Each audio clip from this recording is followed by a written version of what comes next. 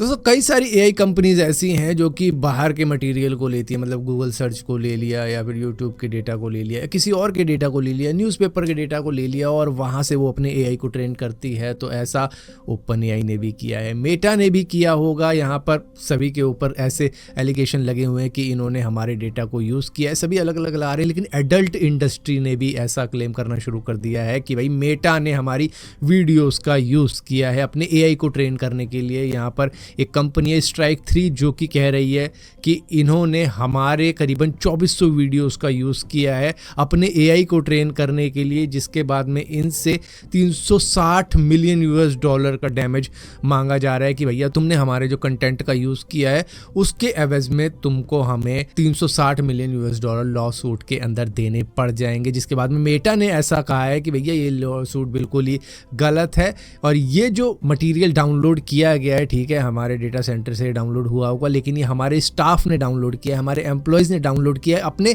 Personal use के लिए, ना कि इस एआई को ट्रेन करने के लिए जो कि मेटा के अंदर है। तो मतलब कि यहाँ पर साफ साफ डिनाई कर दिया है कि ये हमारा जो स्टाफ था वो इतना ज़्यादा ठरकी टाइप का था कि उन्होंने 2400 वीडियोस डाउनलोड कर ली हमारे डेटा सर्वर पे ही। दोस्तों वीआई को अब एक लाइफलाइन मिलने जा रही है। दरअसल उनके ऊपर 2 लाख करोड़ का टोटल ड्यू है, जिसके अंदर लाइसेंस फी हो गई, स्पेक्ट्रम चार्जेस हो गए, इंटरेस्ट पेनल्टी हो गई, इसी के साथ एजीआर हो गया। ना जाने कितना ज़्यादा बर्डन है इनके ऊपर, जिसकी वजह से इनको बैंकरप्ट घोषित होने का भी ऐसा डर लग रहा था। जिसके बाद में इन्होंने गवर्नमेंट से भी गुहार लगाई कि हमारा एजीआर माफ़ किया जाए। अब सुप्रीम कोर्ट के अंदर भी केस चल रहा है, तो इसको जो एजीआर वाला मामला है उसको रिकंसिडरेशन करने को कहा गया है, जिसकी वजह से इनको थोड़ी सी राहत मिल सकती है और इसी वजह से इनके शेयर 14% उठ भी चुके हैं। और इसी के साथ साथ टिलमैन ग्लोबल होल्डिंग्स नाम की एक यूएस फर्म है, वो भी वीआई के अंदर 35 से 50,000 करोड़ रुपए की इन्वेस्टमेंट करने को कह रहे हैं। उनके साथ में भी इनकी बातचीत चल रही है, तो वहाँ से भी इनको थोड़ा सा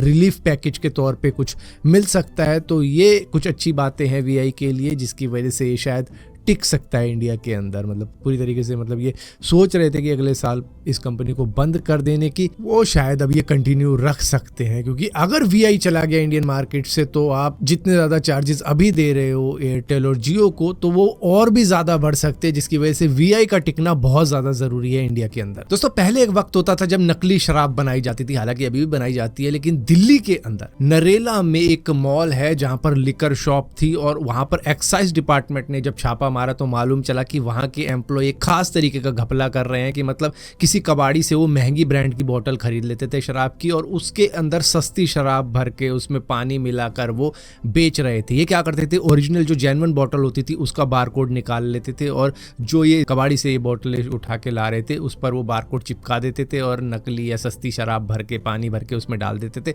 जिसके बाद में उसको ओरिजिनल रेट में बेचा जाता था। मतलब कि वो ब्रांड जो कि 5,000 की एक बोतल आती है, 10,000 की एक बोतल आती है, उसके अंदर ये इस तरीके की चीज़ कर रहे थे, जिसके बाद में इन सभी एम्प्लॉयज़ के ऊपर केस रजिस्टर किया गया। इसी के साथ साथ इस दुकान को सील किया गया, ये देखने के लिए कि कितनी बोतलों के अंदर इन्होंने इस तरीके की हरकत कर रखी है। दोस्तों ब्राज़ील इस बार की क्लाइमेट चेंज की मीटिंग होस्ट करने वाला है, जो कि COP30 कही जा रही है। इसको कॉन्फ्रेंस ऑफ पार्टी भी कहते हैं। मतलब इसके अंदर 200 से ज़्यादा कंट्रीज़ ने साइन कर रखे हैं। तो यहाँ पर प्रेसिडेंट हैं जो ब्राज़ील के लुला दा सिल्वा, वो एक तरीके से होस्ट कर रहे हैं इस पूरी की पूरी मीटिंग को, जहाँ पर कई सारी कंट्रीज़ के लीडर आएंगे और इसी के साथ साथ क्लाइमेट चेंज के ऊपर बात करेंगे। लेकिन ये वही प्रेसिडेंट हैं जिन्होंने अमेज़न के पास में ऑयल एक्सप्लोरेशन की परमिशन दी है, जिसकी वजह से इंडिजीनियस एक्टिविस्ट का कहना ये है कि ये बिल्कुल ही सही नहीं है, क्योंकि फॉसिल फ्यूल सस्टेनेबल नहीं है और इसी के साथ साथ ये अमेज़न के क्लाइमेट को काफ़ी ज़्यादा हार्म पहुंचाएगा, क्योंकि वहाँ का जो एनवायरनमेंट है, इंडिजीनियस लोग हैं, उनके जीवन को खतरे में डालने वाली बात कर दी है इन प्रेसिडेंट साहब ने, जो कि परमिशन दी है कि आप यहाँ पर ऑयल ढूंढो।